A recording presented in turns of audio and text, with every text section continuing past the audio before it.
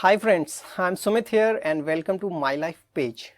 Today I'll be telling you about broadcast content management, but before that let me brief you with my own profile.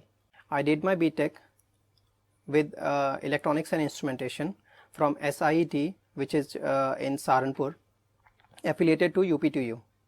Then I went for a job interview and got lucky with NDTV and got selected in 2007. And since then till 2014 I was working with NDTV as a senior broadcast engineer. Then I switched to Z Entertainment Enterprises. Till current I'm working as a manager in IT field, specifically for the DAM team. DAM stands for Digital Assets Management. So basically in a broadcast company, our asset is our content, whatever we broadcast onto the television sets.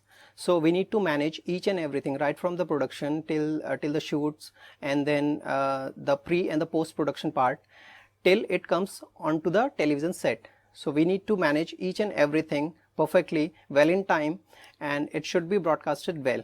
So that's our broadcast management.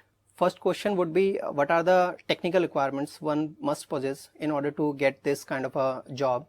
So our company or any of the company in a broadcast domain is looking for an electronics engineer. A BTech degree is a must, kind of say you can. I'll break it up into certain subjects. So first of all, as you can say, you must have heard about the OB vans or the outer broadcast vans. Basically what it does is it's a moving van unit which has all the necessary communication equipments. I'm talking about the technical part. So which has all the necessary satellite communication equipments in it, and it's a moving van where which you can install it wherever you want. It is basically used for the live reporting part, as you must have already seen onto the live sets or on a street.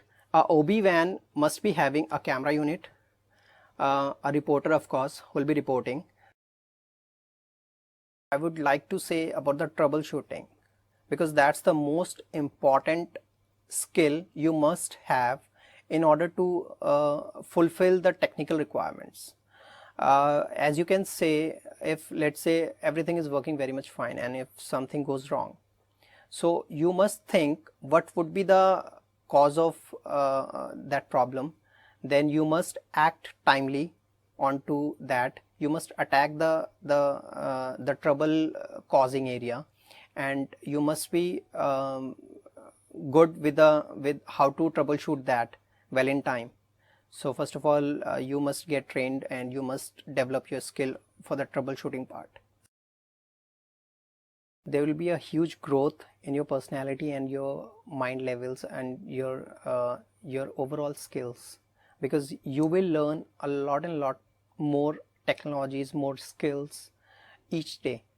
Because first of all, being into the technical area, you must be updated with the new technologies, and it will be an non-ending process till your life ends. Second challenges are, you being into the technical field, you must be ready for your rotational shifts.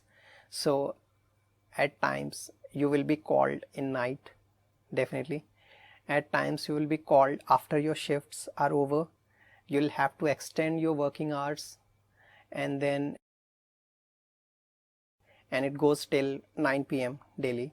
So once I'm in office at around 12 noon, so first of all, I'll check about the latest emails if there are any. Then I'll conduct health checkup of all my servers and all my IT equipments that comes under my domain. Then if required, if there is any technical requirement into those field, then definitely first of all I'll be taking care of my hardware parts. Then I will focus onto the new planning part. Whatever currently is going on, definitely parallelly to that, how can we expand those, and what are the new projects or new technologies that we need to incorporate in near future. So I'll focus on to that, and to conclude with, at around 8 p.m. in the night, I definitely go to the gym to keep up my health, of course, and later on at 9 I'll depart.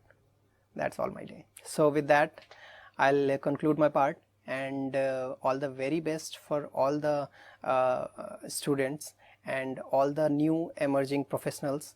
I'm hopeful that this video will help you to make your career improvements. Thank you very much.